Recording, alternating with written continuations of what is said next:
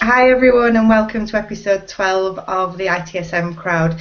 Today we are going to be talking about how businesses can get value from multiple frameworks.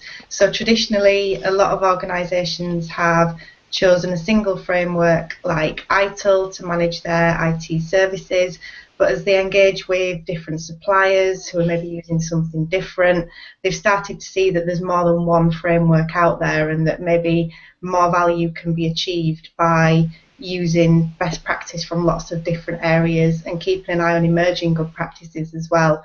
So we've got a fantastic panel of ITSM Zones mentors with us today. So the first thing I'm going to do is ask them to just quickly introduce themselves. So working from left to right on my screen, Michelle, if you want to start us off, please.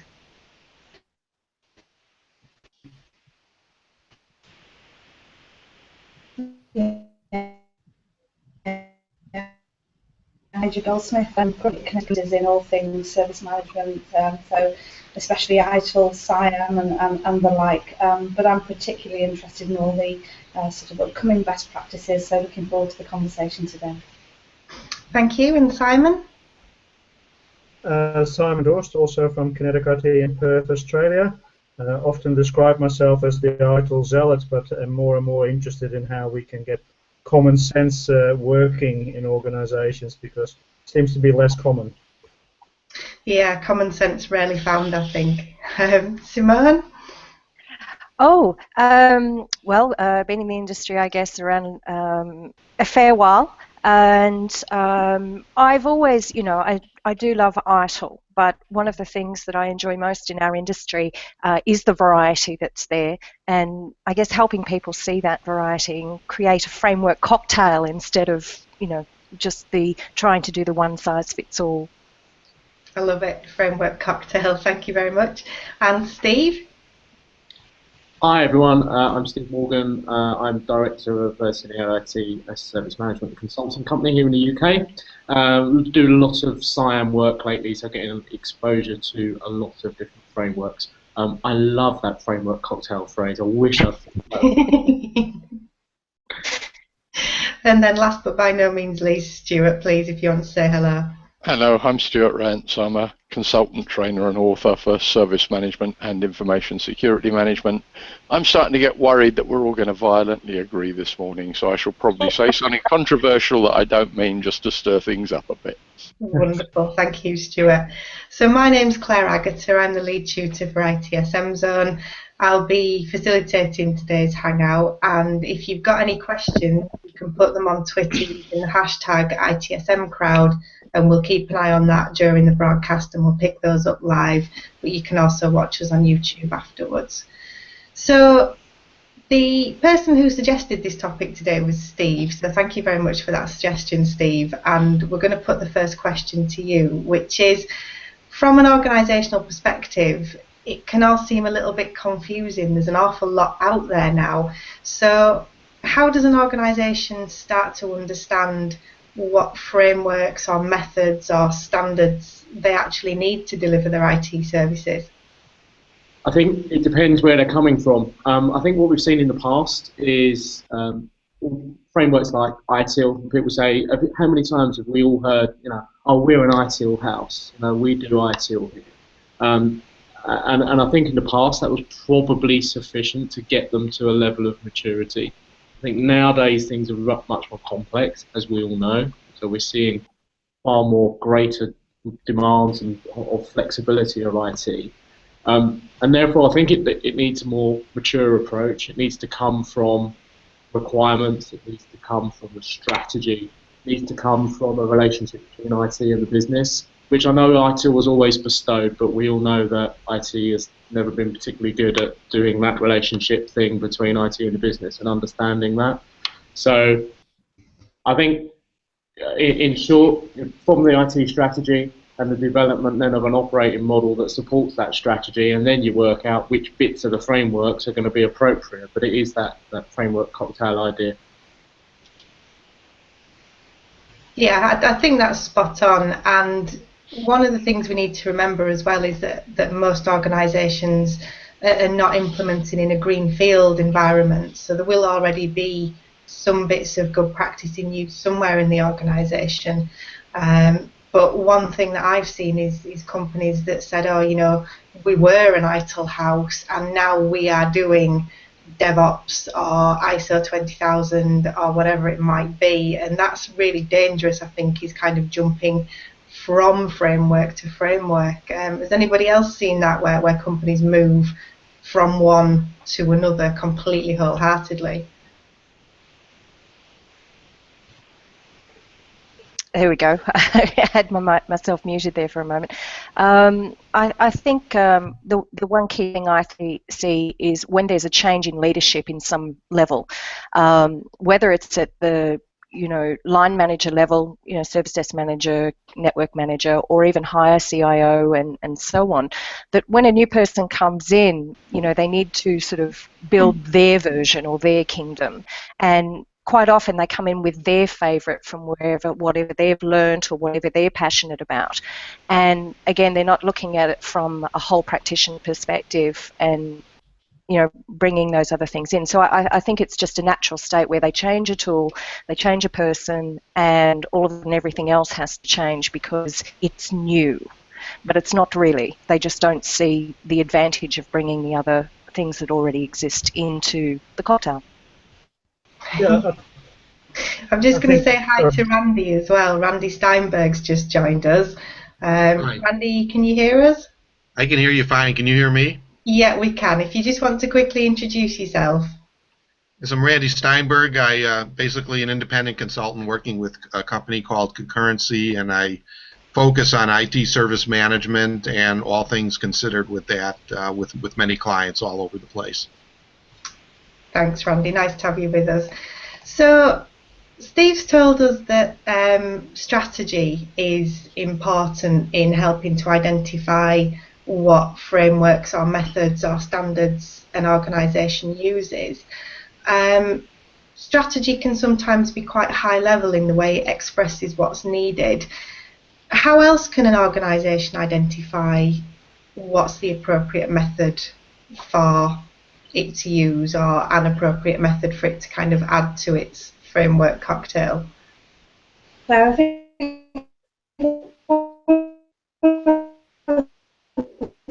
organisation is a best practice, but actually they're talking about it for the best practice's sake rather than using it to try to affect some kind of change within the environment. So it would be nice if strategy was always the starting point, but quite often I don't think it is. So going back to what Steve and Simona said, essentially, they hear things, or there's a leader who thinks something's a good idea, and therefore they start on this journey without actually knowing what the starting point is. Why do we want to implement this best practice approach? What the outcome? People seem to be framework hopping. Sorry, Simon.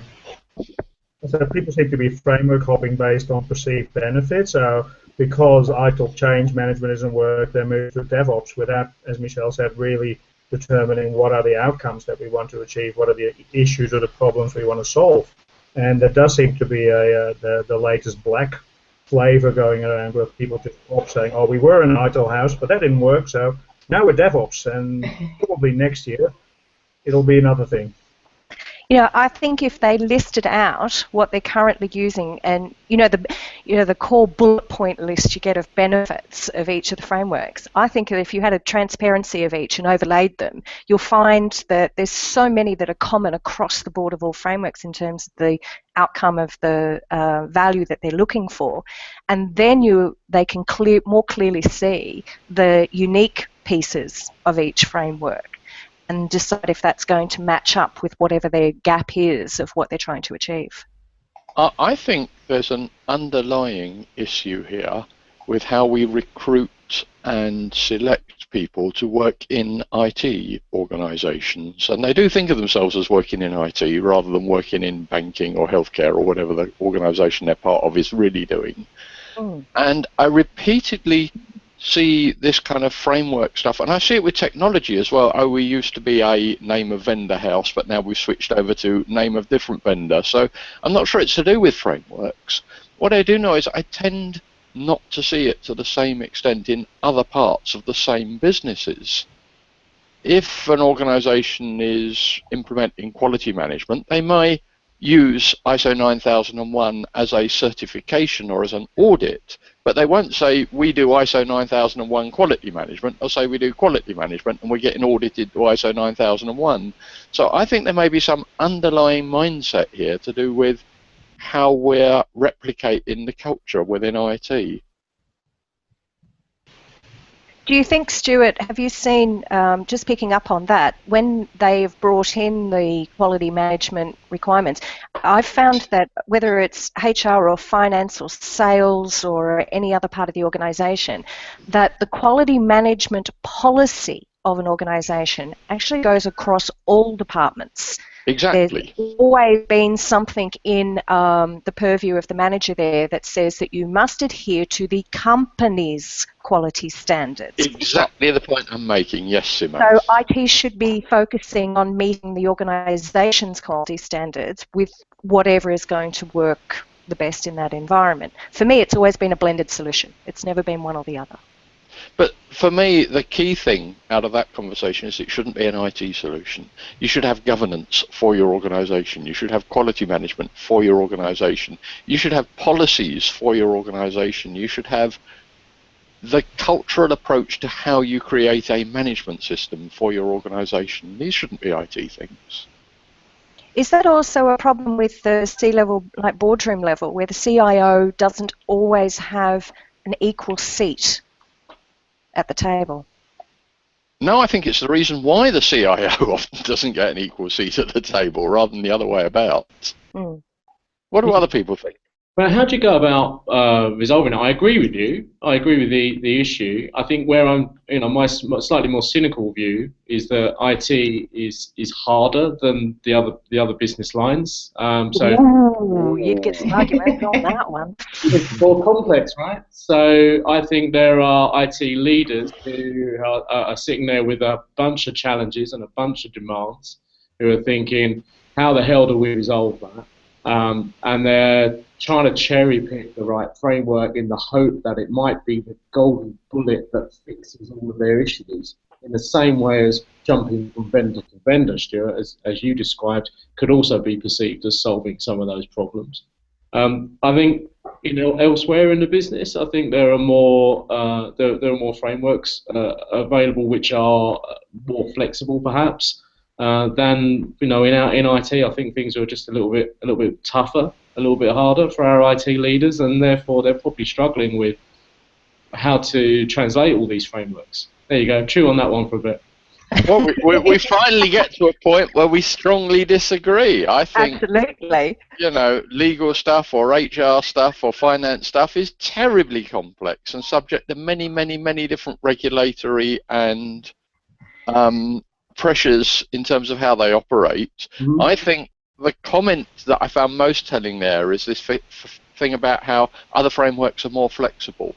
All of the frameworks that people try to adopt in IT are supposed to have been flexible, but I think because of the mindset of the people involved, we treat them in an inflexible way, and then we get what we deserve. They're presented in textbook format, so people interpret them as mandatory rather than something that you adapt, right?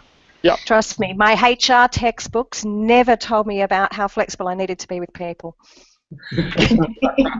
Well, I look at these things as tools, essentially. So typically I like to start with service management because that's where my bent is. But all these other frameworks, rather to what Stuart is saying and others, I don't look at them as they are the be-all, end-all of any particular answer or way to go or silver bullet.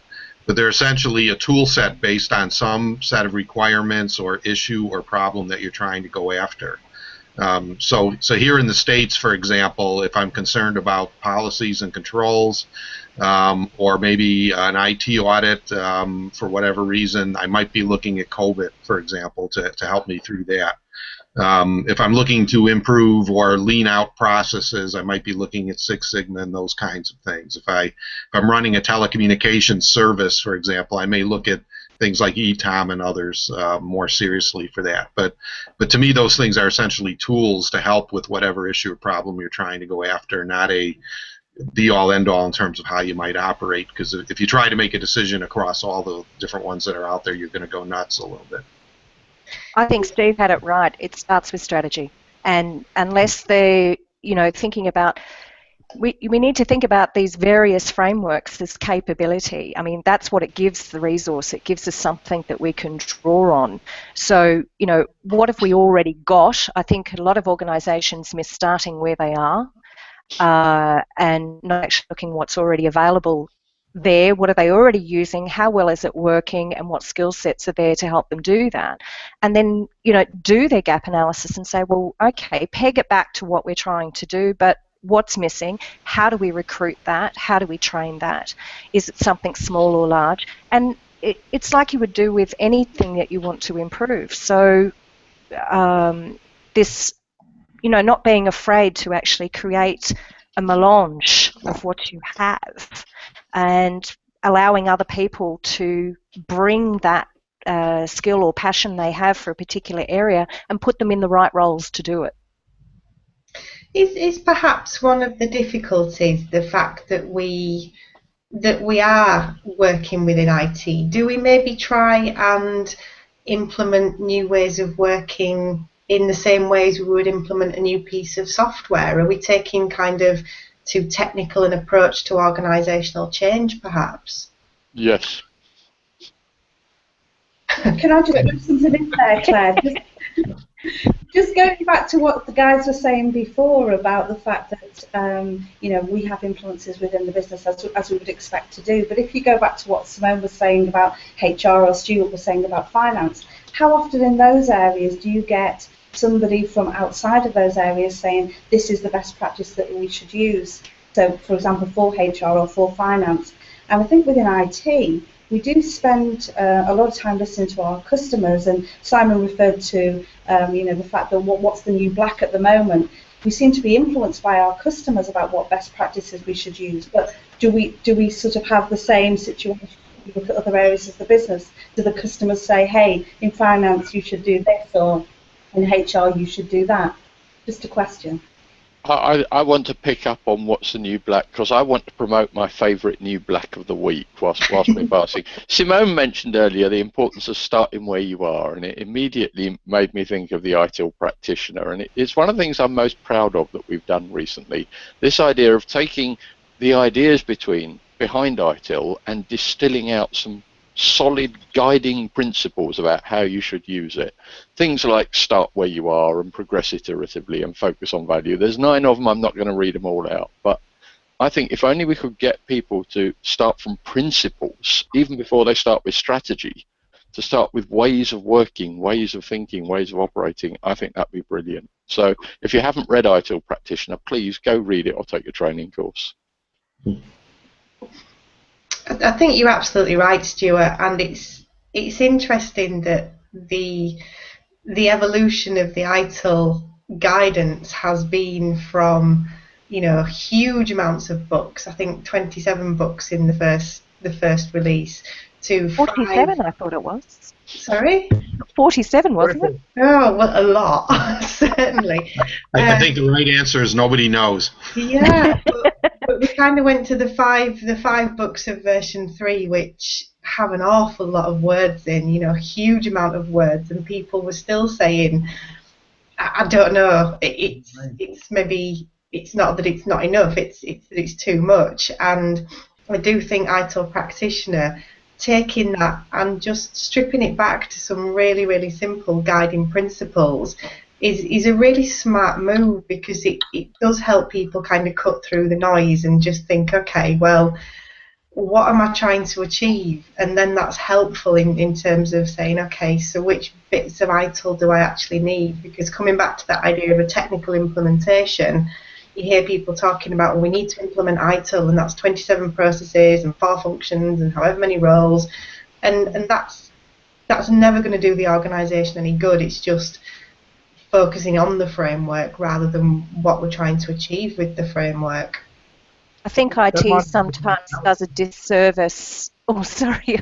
I think IT sometimes does a disservice to what's already in the other parts of the business, because there are many methods and frameworks, etc., that are being utilised in HR and finance and sales. That, you know, we talk about putting ITSM out through the business and using ITSM tools and putting them in HR. It's like, well, hang on, it wasn't new. The IT service management came from business in the first place. So why aren't we looking at these other areas and what frameworks they're using? Because you're going to find, like in sales, they use things like Scrum and Agile, just in a different way. So, you know, incorporating the other way around, I think, is also something that's important. I think it's changing the mindset again, just like we did for services, that it's not about the technology that underpins the services. So for frameworks, it's not about which frameworks underpins your guiding strategy and policy. So we need to educate the C-level people about thinking about strategy and outcomes, and then kind of leave it to the CIO to figure out which frameworks are going to help achieve those outcomes, and then cascade from there. But we seem to be very focused on, I want ITIL, I want this, rather than I want an outcome. Couldn't agree more, Simon. I'm playing buzzword bingo here, and I've just ticked off outcomes. It's, you know, us consultants use the word outcomes and values and that kind of thing. You know, too often, I think. But it is absolutely vital. If you are looking to try and build a strategy, one of the first steps is to then understand what the outcomes are that we're looking to achieve from that strategy, so that we can set the guidelines around it and set some kind of boundaries almost, so that we know what to throw in the pot. And value-driven frameworks as well. You know, like IT for IT. You know, whilst not the be-all and end-all, not perfect, is another good one to throw into the mix at that sort of point, because I think that also has a lot of good stuff in it that's really practical, and is able to be adopted, you know, far easily by some organisations. I think we should all do a bar course and learn how to mix our drinks the right way. I mean,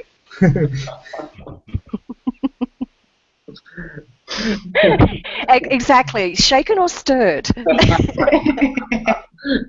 Gosh, it's too early in the morning here in the UK for this conversation. France, it's never too early. France, yeah. Wine breakfast. the question I have, though, is that this is not new, because as long as I've been working in the industry, and I don't want to think about that, we've always talked, it's top-down, it's strategy first, and then fill in the blanks and define your processes, and everything strategy first and top-down, and we're kind of saying the same thing again, but what is it that we're not doing? The reality is, it's whatever the CIO goes to hear about at a Gartner conference or reads in a briefing paper, and all of a sudden, you know, someone is saying, yeah, we're now going down the DevOps route, and it's not derived from strategy or So what's the hook? How do we actually help them have the broader perspective? How do we jumpstart their thinking and get them, you know, playing more friendly in the sandpit with everyone else? There's another issue here, which is I work with a lot of people who do understand what we're saying. They do know they need to use good ideas from multiple frameworks. They do understand that different things are good for different purposes. They don't know how to combine, how to cherry pick, how to do it is probably more difficult than deciding to do it. I think we're doing people a disservice by saying they're too stupid to know they need to pick bits of the different frameworks. It's really hard.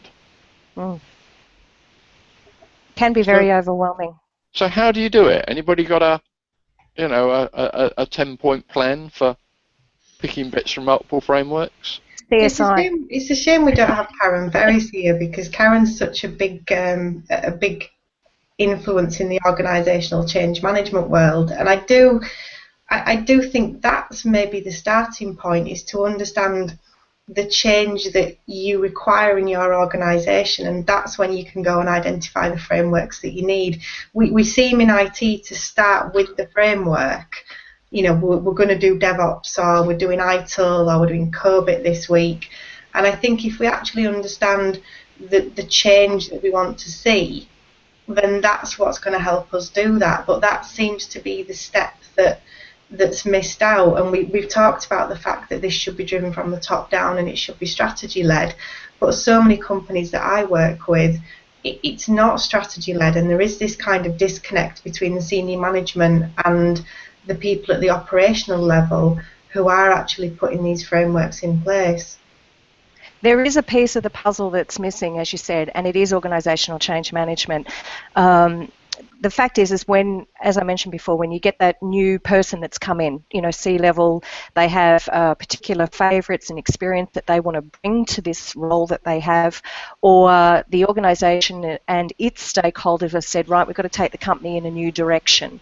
That naturally is going to change the way they need to work and the approaches they use and the behaviours that they want from their people, regardless of what department they belong to or what role they have.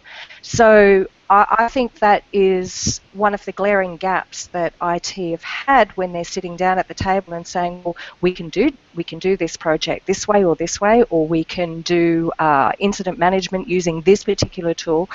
There's still, that's the detailed side of it. They haven't come back to how does that change what I'm doing? Does that mean I'm going to lose my job because now you're going to change the way I work, or now I've got new skill sets to learn? So very much so, it's a very personal thing to the individuals in you're making me work a particular way. Why? Why does this make any difference? Why is the old way not good enough? Yeah, and that's absolutely right. And I think sometimes we miss the people impact of these changes. It's very easy to talk about DevOps or ITIL without understanding what that means for the people who are affected. And again, maybe it's this technical mindset that we can have in IT sometimes. So we're coming to our last few minutes. That's been a really fascinating discussion. Has anybody got any soundbite takeaways for people who are watching this and thinking, okay, what next? Steve, I'm going to put this to you again first because you kicked us off with this topic. Quick bit of advice for people. I think we've got another half an hour. We can do another time with this as well, haven't we? Yeah.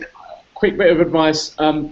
Start with the outcomes that you want to achieve. Build an IT operating model first and then think about the frameworks. Don't do it framework upwards. Very good. Anybody else got any quick thoughts to share on this? I'm waiting for Go on, Michelle, start with you. Yeah, I was going to say, I'm waiting for Stuart's 10-point plan.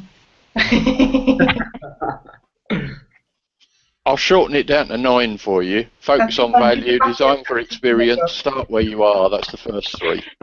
Well done, Stu.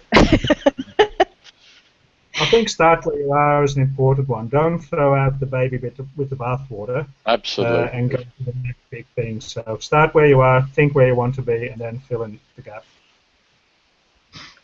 And Randy, any final thoughts from you? Yeah, again, it would be solve a business problem and use these things as tools. I think Stuart had a good point of the principles. How do you want to operate?